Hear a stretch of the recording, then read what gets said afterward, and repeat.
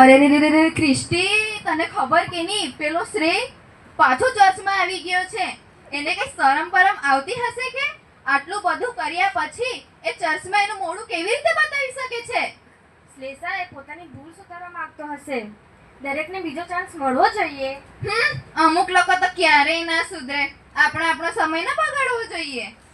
એટલામાં શ્રેય બાઇબલ લઈને એન્ટર થાય છે અને એ લોકોની વાતો સાંભળી જાય છે. મને લાગ્યું હતું કે હું અહીંયા પ્રાર્થના કરવા આવ્યો હતો, પણ લોકો હજુ મને સ્વીકાર્યો નથી. અરે શ્રેય, તને જોઈને ખુશી થઈ.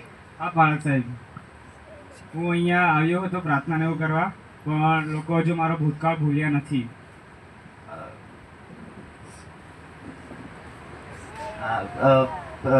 પ્રભુએ કહ્યું છે કે પ્રભુ આપણા પાપ માફ કરે, તો આપણે બીજાના ભૂલને અપરાધોને યાદ રાખવા માટે આપણે કોણ? હવે એરોન શ્રેય બાકડા પર બેઠો હોય છે ત્યારે ઈશ્વરનો અવાજ સંભળાય છે કે મારા દીકરા, તું પ્રેમ શોધતો આવ્યો હતો, પણ લોકોએ તને દોષિત ઠરાવ્યો. પણ યાદ રાખજે કે જે લોકો બીજાને દોષિત ઠરાવે છે તે ભૂલી જાય છે કે તેમને પોતે પણ ઈશ્વરની કૃપાની જરૂર છે. હવે મેરી રિયલાઇઝ થાય છે અને પોતાની જાતને કહે છે, અરે મેં તો શ્રેય સાથે કેટલું ખરાબ વર્તન કર્યું. મેં એને દોષિત ઠરાવ્યો. મારે આવું નહોતું કરવું જોઈતું. હવે બીજા દિવસે ચર્ચ શરૂ થાય છે અને બધા ચર્ચમાં આવે છે અને પાળક સાહેબ સંદેશો આપે છે.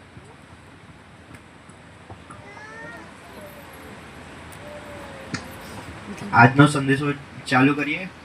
આજે આપણે શીખીશું કે બીજાને દોષિત ન ઠેરાવવો જોઈએ, કેમ કે આપણે પોતે પણ દોષિત છે. આપણે બીજાને દોષિત ઠરાવવા પહેલાં આપણે જાતને જોવાની.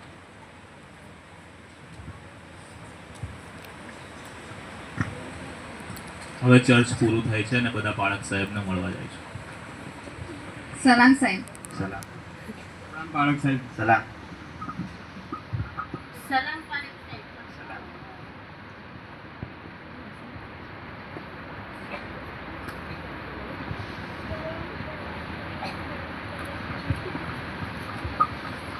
હવે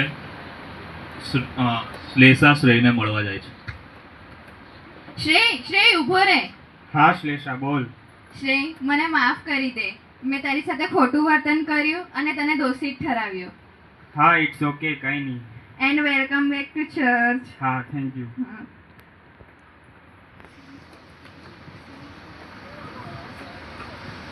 આપણે કોઈને પણ દોષિત ઠરાવવો ન જોઈએ. ઈશ્વરે આપણને એકબીજાને પ્રેમ કરવાની, એકબીજાને માફી આપવાની અને એકબીજા સાથે રહેવાની આજ્ઞા આપી છે. હવે સીન 2 શરૂ થાય છે અને નેક્સ્ટ સેટરડે ક્વાયર પ્રેક્ટિસમાં બધા ભેગા થાય છે.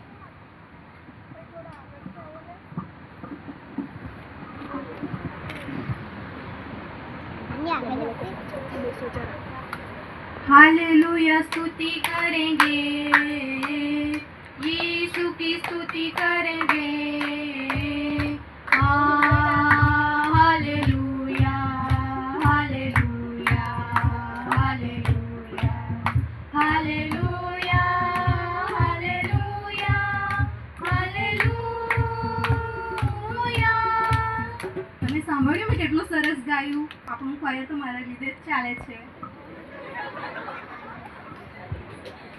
એટલામાં પાળક સાહેબ આવે છે અને મહિમા પણ એન્વેલોપ લઈને આવે છે. પાલક સાહેબ, આ લો 10,000 રૂપિયા. કાલે મારું નામ અનાઉન્સમેન્ટ કરાવી દેજો. હા, આભાર મહિમા. હા, જો મેં પાલક સાહેબને 10,000 દાનમાં આપ્યા, એ તો કાલે મારું તકતીમાં નામ પણ બોલાશે.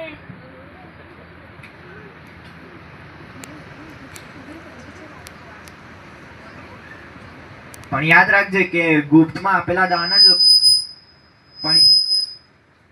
પણ યાદ રાખજે કે ગુપ્તમાં આપેલા દાન જ બાપ જોવે છે.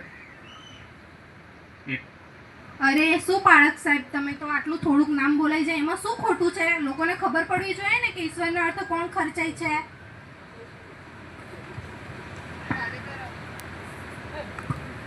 કાલે તો રવિવાર છે એટલે હું ચર્ચની સાફ સફાઈ કરી નાખું. અરે લીના, હજુ તું આ સાફ સફાઈનું જ કામ કરે છે? તને શરમ નથી લાગતી? લોકો બધા જુએ છે તને. અરે સાક્ષી, એમાં શું શરમની વાત? ભલે કોઈ જુએ કે ના જુએ, પણ પ્રભુ ઈસુ બધું જ જુએ છે અને એ જ મારી માટે મહત્વનું છે.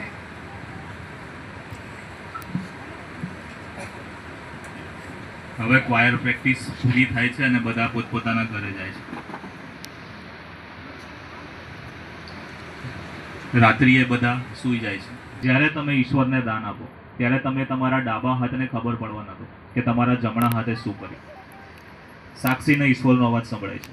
સાક્ષી, જ્યારે તમે સ્તુતિ આરાધના કરો કે ગીત ગાઓ ત્યારે ફક્ત ઈશ્વરની સ્તુતિ માટે ગાઓ, ઈશ્વરને મહિમા માટે ગાઓ, લોકોથી પ્રશંસા મેળવવાને માટે.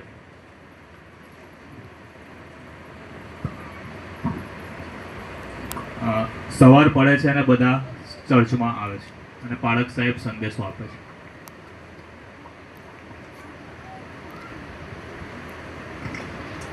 આજના સંદેશામાં આગળ વધીએ. આજનો સંદેશો માથી 6 માંથી છે. માથી 6 માં એવું લખ્યું છે કે આપણે જે કંઈ દાન આપીએ તે ગુપ્તમાં આપીએ અને જે ગુપ્તમાં આપેલા દાન છે તે બાપ જોવે છે. અરે મહિમા, તે ઈશ્વરનો અવાજ સાંભળ્યો તો? હા, મેં સાંભળ્યો હતો. સાક્ષી, કદાચ આપણે જે કંઈ કર્યું છે તે ખોટું કર્યું છે. હા, સાચી વાત છે તારી. હવે ચર્ચ પૂરું થાય છે અને બધા સાહેબને મળવા જાય છે. સલામ.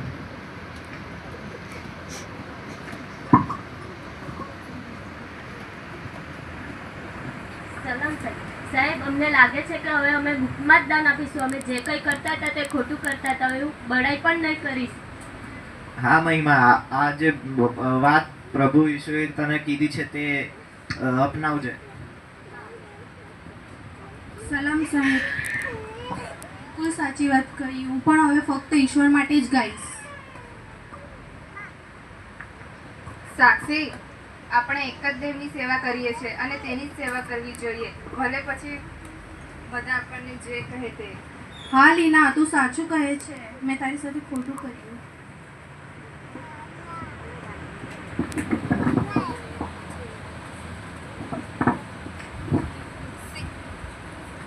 શીખ, સાચી સેવા લોકોની પ્રશંસા માટે નથી હોતી. દરેક નાની સેવા ઈશ્વર જુએ છે અને તે પૂરતું છે.